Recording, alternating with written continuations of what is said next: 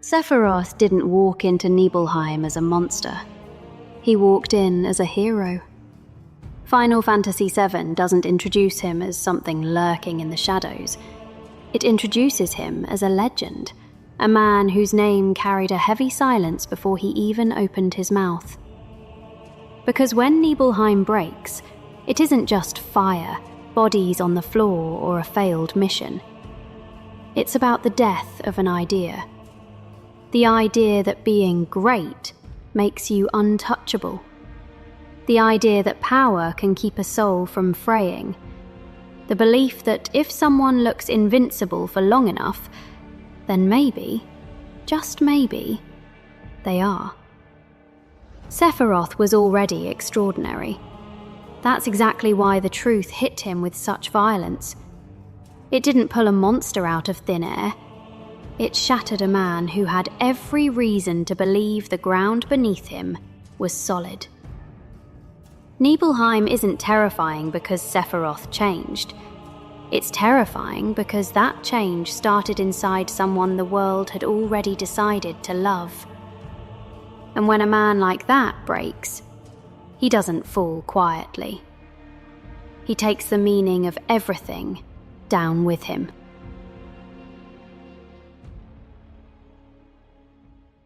Before Nibelheim becomes a scar on the map, he's something rare. A man whose reputation arrives in the room long before he does. He isn't an exaggeration. He is a public fact. A hero. A legend. But that's the problem. People don't break the same way when they're built to be great. By the time he reaches Nibelheim, Sephiroth isn't just powerful. He's composed. He's in control.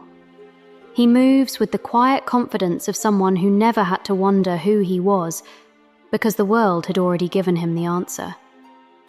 He was the best. That kind of identity is a fragile thing. It's not that being confident is bad, but when your entire sense of self is built on being extraordinary, you can't survive the truth like a normal person can. And Sephiroth was never allowed to be normal. That's what makes Nibelheim more than just a tragedy.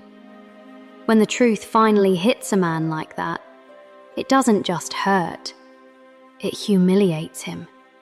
It rips a hole between the person he thought he was and the thing Shinra manufactured before he even had a choice. The story can't start with a monster. It has to start with the hero. Because the weight of his fall only matters if you realize just how far he had to drop. 5 years before the world falls apart, Sephiroth walks into town to do a job. He's there to check a reactor at Mount Nibel. He has Zack by his side and Tifa leading the way. At this point, everything still makes sense. Shinra sends the best, the goals are clear, and Sephiroth is exactly who everyone believes he is. That is the part we often overlook. He doesn't arrive as a threat, he arrives as a legend. He's the hero whose name carries its own gravity. The village is quiet and remote, almost too small for the story it's about to hold. Above them sits the Shinra Manor, a place built on secrets, and the reactor humming with a buried history. The tension isn't about destruction yet, it's about proximity. Sephiroth is walking toward the one place where his reality will finally crack.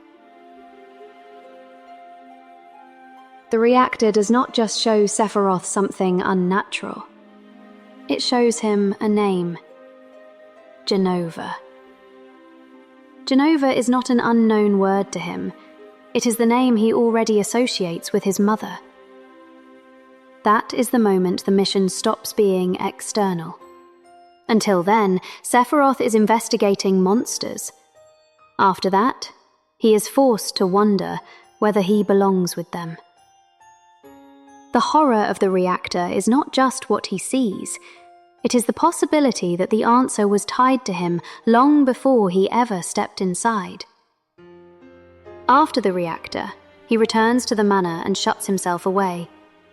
There's a specific weight to that image.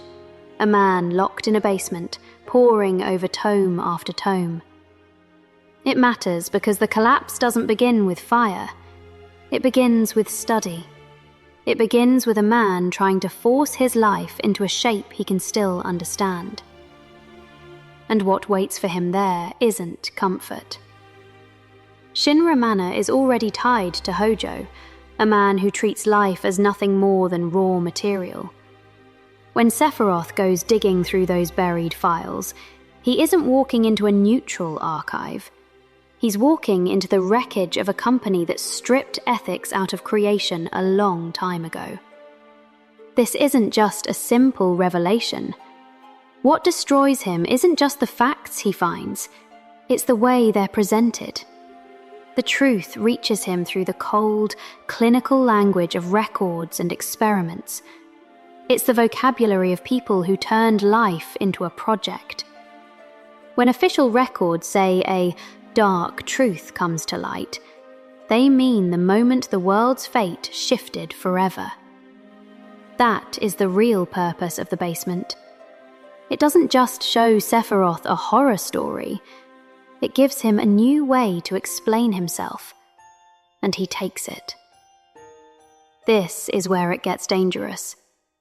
Sephiroth isn't just a nobody learning the world is cruel.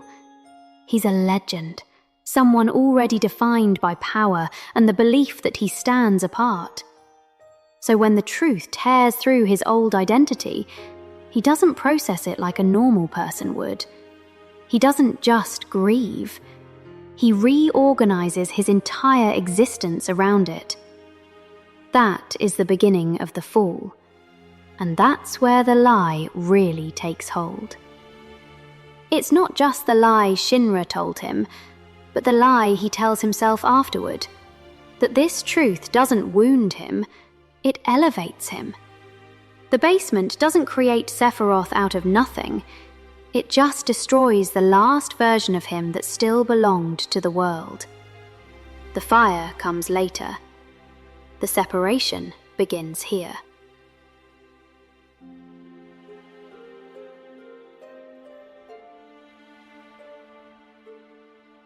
Once Sephiroth leaves the manor, the crisis stops being internal. Whatever was breaking inside him now takes shape in the world around him. Nibelheim is no longer the place where he came looking for answers. It becomes the first thing condemned by the answer he chose. This is the moment where private collapse becomes public meaning. A town burns because Sephiroth no longer sees himself inside the human world that raised, named, ranked, and used him. The village is not destroyed as collateral damage. It is destroyed as part of a break, a refusal, a violent severing from the order he had belonged to only days before. And that is what makes the scene heavier than madness. Madness is chaos. This is direction. There is intent in it. There is posture in it. There is almost a terrible clarity to it. Sephiroth does not vanish into panic. He moves through the destruction like someone who has already crossed a line in his own mind and no longer feels the need to come back from it. That is where his personality really matters. Because a smaller man might have collapsed inward, a weaker ego might have shattered into grief. But Sephiroth was never built that way. He was already living as someone exceptional, the strongest in the room, the one history seemed to bend around. So when the truth tears through him, he does not reduce himself. He expands the wound outward. He turns rupture into superiority, pain into verdict, revelation into permission. That is the horror of Nibelheim. The town is not just where Sephiroth loses himself, it is where he starts treating that loss as authority. Sephiroth burning Nibelheim to the ground and walking into the flames frames the episode as the turning point that explains how a noble war hero fell into darkness.